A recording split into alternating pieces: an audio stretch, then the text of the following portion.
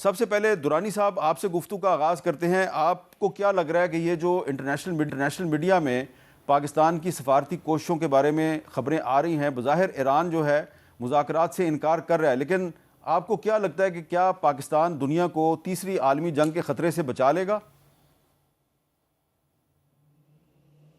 دیکھیے السلام علیکم حامد میر صاحب، بہت شکریہ. میں سمجھتا ہوں کہ پاکستان نے جو کوشش کی وجہ یہ ہے کہ پاکستان کے علاوہ آپ کو اس خطے میں اور باقی دنیا میں کوئی ایسا ملک نظر نہیں آئے گا جو کہ دونوں پارٹیز کو قابل قبول ہو.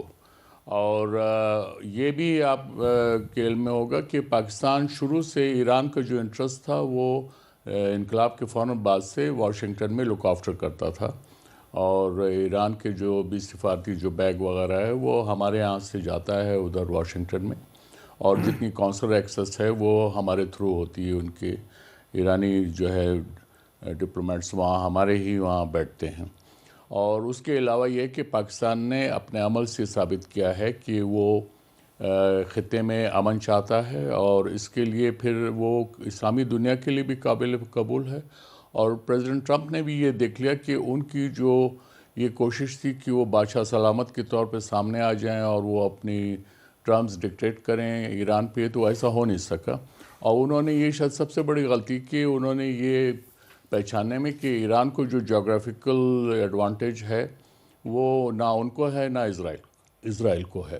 ان کے پاس بے شک جو ہے اسلحہ ہے، سب کچھ ہے، وہ کوشش کر سکتے ہیں، لیکن ان کو یہ ناکامی ہے. اب یہ آپ دیکھیں مہینہ پورا ہونے کو آ رہا ہے، لیکن امریکہ یا اسرائیل جو ہدف حاصل کرنا چاہتے تھے اس میں بری طرح سے ناکام ہوئے ہیں. اور اگر یہ چاہیں کہ یہ اس کو جنگ چلانا چاہے تو یہ چلتی رہے گی. آپ نے دیکھا کہ 8 سال عراق کے ساتھ جنگ ہوئی، اس میں امریکہ پوری طرح سے صدام حسین کا ساتھ دے رہا تھا، لیکن وہ ان کو اس میں کامیاب نہیں ہوئے. اس پہ بھی پاکستان پہ بڑا پریشر تھا، لیکن پاکستان نے جو ہے بہت اچھی طرح سے اس کو نبھایا تھا. تو لہٰذا جو پاکستان نے جو انسٹیٹیوشنل لیول پہ جس طرح سے پالیسی اڈاپٹ کی ہے اور جیسے آگے بڑھا ہے، وہ اس کو سراہا جا رہا ہے. اور اس میں ایران یقیناً پاکستان پہ اعتماد کرتا ہے، اور اگر کل کو کوئی میڈیشن کی بات آئے گی یا کوئی ثالث اگر بٹھایا جائے گا تو وہ پاکستانی ہوگا. جی اچھا، جاوید حسین صاحب، پاکستان کے وزیر اعظم شہباز شریف صاحب نے بھی آج ایکس پر ایک سٹیٹمنٹ جاری کیا، اور اس میں انہوں نے کہا جی کہ پاکستان جو ہے وہ ایران اور امریکہ کے درمیان جو مذاکرات کی کوششیں ہیں ان کو سپورٹ کرتا ہے، اور وائٹ ہاؤس نے بھی ان کوششوں کی تصدیق کی ہے. اس کا مطلب یہ ہے کہ کم از کم پاکستان اور امریکہ کے درمیان بات چیت چل رہی ہے.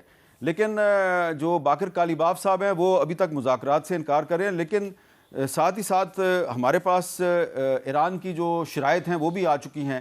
وہ آپ ان کو شرائط کا بھی پتہ ہے، وہ کہہ رہے ہیں جی کہ دوبارہ جو جنگ ہے یہ اس کے دوبارہ شروع ہونے کی یقین دہانی نہ کروائی جائے، خطے میں امریکی فوجی اڈوں کا خاتمہ کرایا جائے، امریکہ اور اسرائیل کو پیچھے دھکیلنا، ایران کو ہرجانے کی ادائیگی کرنا، تمام علاقائی فرنٹ پر جنگ ختم کرنا، اور آبنائے ہرموز کے لیے نئے قانون پر عمل درآمد کرنا. تو یہ جو ایران کی جو شرائط ہیں اس میں آپ سمجھتے ہیں کہ جو وہ کہہ رہے ہیں جی کہ خطے میں امریکی فوجی اڈوں کا خاتمہ، تو یہ بڑی بھاری بھرکم شرائط ہیں، تو کیا ایران جو ہے وہ اس کی شرائط کو امریکہ تسلیم کرے گا؟ دیکھیں، جو کوئی بھی جب نیگوشیشن کا پروسیس شروع ہوتا ہے تو شروع میں دونوں سائڈز جو بھی سائڈز ہوتی ہیں انہوں اپنی میکسیملسٹ جو یعنی زیادہ سے زیادہ جو شرائط ہے وہ رکھنے کی کوشش کرتے ہیں، تاکہ جب نیگوشیشن کا پروسیس شروع اور بارگیننگ ہو تو اس میں ان کے لیے کوئی فلیکسیبلٹی ہو. لیکن جہاں تک یہ شرائط ہیں وہ آپ کی بات ٹھیک ہے، وہ یعنی کوئی ان نیمڈ جو سورسز ہیں ایران سے انہوں نے یہ شرائط پروپیگیٹ کی ہیں، اور انٹرنیشنل میڈیا نے ان کو پک اپ کر لیا ہے. میرا سمجھتا ہوں کہ ان کو جو اصل جو بنیادی جو ان کی ڈیمانڈز ہیں وہ یہ ہے کہ ایک خالی سیز فائر نہیں چاہیے، انہیں اینڈ آف وار چاہیے. وہ یہ نہیں چاہتے کہ ہر 6 مہینے کے بعد دوبارہ امریکہ کا ان کے اوپر حملہ ہو یا اسرائیل کا ہو. ایک تو یہ بات ہے. دوسرا وہ چاہتے ہیں کہ جو اسٹیٹ آف ہرمز ہے اس کے لیے ایک نئی لیگل رجیم بنائی جائے، which is not again an impossible thing. اور تیسرا وہ چاہتے ہیں کہ جو زیادہ مشکل ہوگا چیز وہ یہ ہے کہ وار ریپریشنز، کہ وہ کہتے ہیں کہ ہمارے اوپر ایک ناجائز انجسٹیفائڈ وار امریکہ اور اسرائیل نے تھوپی ہے، امپوز کی ہے، اور ہمیں اس سے بہت نقصان پہنچا ہے، تو ہمیں اس کی کمپنسیشن ملنی چاہیے۔ تو یہ ان کی بنیادی جو ڈیمانڈز ہیں وہ تو شرائط یہ ہیں، اور امریکہ کی بھی کاؤنٹر شرائط ہیں۔ انہوں نے کہا ہے کہ جی ایران بالکل نیوکلیر ویپن بنانے سے جو ہے دستبردار ہو جائے، اور یورینیم انریچمنٹ سے بھی دستبردار ہو جائے۔ اس کے علاوہ وہ چاہتے ہیں کہ ان کی جو میسائل پروگرام ہے اس کے اوپر ریسٹرکشنز ہوں۔ بیسیکلی ان کا مقصد یہ ہے کہ ایسے میسائل ایران نہ بنا سکے جو جن کی ریچ اسرائیل تک ہو۔